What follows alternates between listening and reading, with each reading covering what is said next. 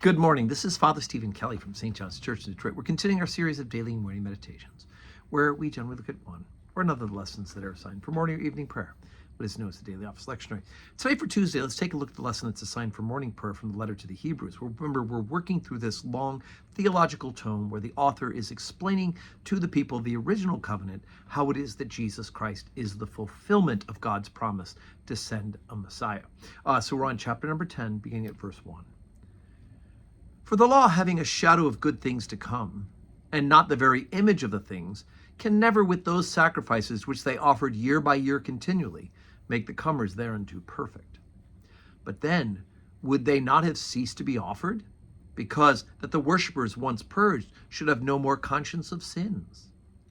But in those sacrifices there's a remembrance again made of sins every year. For it is not possible that the blood of bulls and of goats should take away sins. Wherefore, when he cometh into the world, he saith, Sacrifice and offering thou wouldest not, but a body hast thou prepared me.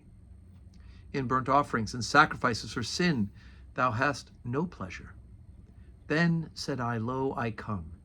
In the volume of the book it is written of me, to do thy will, O God. Above, when he said, Sacrifice and offering and burnt offerings and offering for sins thou wouldest not, neither hast pleasure therein, which are offered by the law. Then said he, Lo, I come to do thy will, O God. He taketh away the first, that he may establish the second. By the which will we are sanctified through the offering of the body of Jesus Christ, once for all. And every priest standeth daily ministering, and offering oftentimes the same sacrifices, which can never take away sins.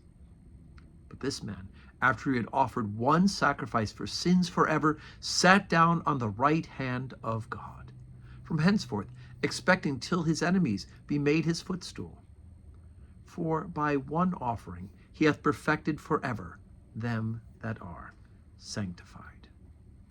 Okay, so again, a big part of the original covenant had to do with this idea of blood sacrifice for sin, the idea that sin had a price to be paid, and that there could be a ritualistic offering of the blood of animals as a propitiation, as a sacrifice, to have a sense of our need for the forgiveness of sins. But as the writer here in the Hebrews explains, they cannot themselves take away sin. They are not the perfect offering. They're not the offering of a person, right? We don't have human sacrifice allowed by the living God. We know that oftentimes the people in the original covenant would stray away and they would offer their children to devils, to Baal Peor and Moloch and the like, and then God would bring them back into covenant, bring them back into relationship, and they would repent of that. But there is no sacrifice of human beings, of course, in the Christian or in the original covenant of the Jewish people, nor in the Christian religion. But there is this sense of the price of sin having to be paid for. We talked a little bit about this when we talked about Saint Anselm. We celebrated him. His feast day was Monday. We celebrated it. His feast day was Sunday. We celebrated it Monday. And this idea of it being a sacrificial atonement. And so Jesus Christ himself, as the letter to the Hebrew, the author of the letter to the Hebrews points out, he's the one sacrifice that could be made, because the sacrifice had nothing to do with his own sins. He had no sin of his own. It was freely offered. He could have just walked away from it because he's God. He would have called down legions of angels.